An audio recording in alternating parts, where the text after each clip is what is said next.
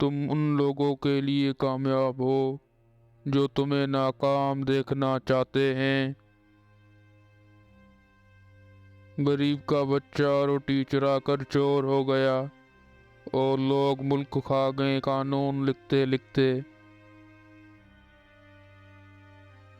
خبریں ایک طرح سے لوگوں کو گمراہ کرتی ہیں کیونکہ یہ بری خبر ضرور دیتے ہیں، لیکن جب چیزیں آہستہ آہستہ صحیح ہوتی ہیں تو وہ نہیں بتاتے۔ ہمیں ہمیشہ لوگوں کی رائے ضرورت رہے گی کیونکہ اس سے ہم خود کو بہتر بناتے ہیں۔ اگر انسان کسی صحیح راستے پر گامزن ہے تو منزل کے حصول کے لیے کسی جلد بازی کی کوئی ضرورت نہیں۔ بڑی کامیابیاں ہمیشہ دیر بعد آتی ہیں۔ اگر تم غریب پیدا ہوئے ہو تو یہ تمہاری غلطی نہیں، لیکن اگر تم غریب ہی مر گئے تو یہ تمہاری غلطی۔ کامیابی کا جشن منانا ٹھیک ہے، مگر ناکامی کے اسباب پر توجہ دینا زیادہ ضروری ہے۔ جب تم ہمت ہارنے لگو تو سوچنا کہ تم نے شروع کس وجہ سے کیا تھا۔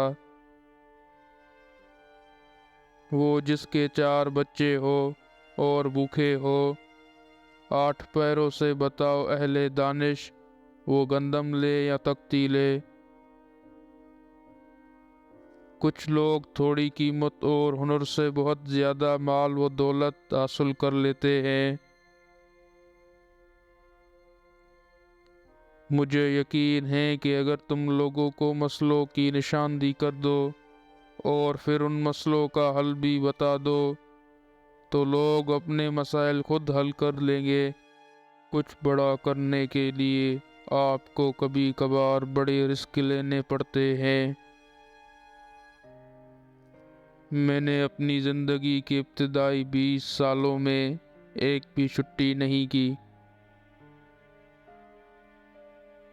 غلطیاں اس بات کا ثبوت ہیں کہ تم کوشش کر رہے ہو۔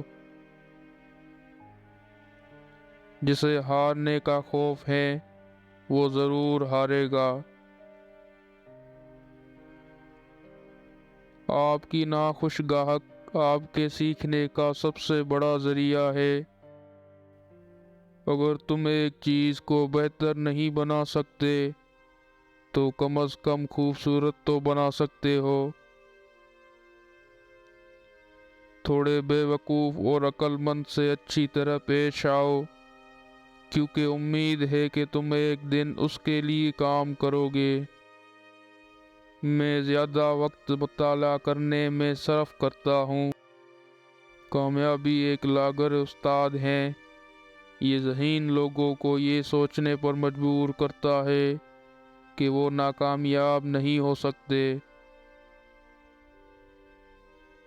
اس دنیا میں کسی کے ساتھ اپنے آپ کا موازنہ نہ کریں۔ اگر آپ ایسا کرتے ہیں تو آپ اپنے آپ کی بے عزتی کرتے ہیں۔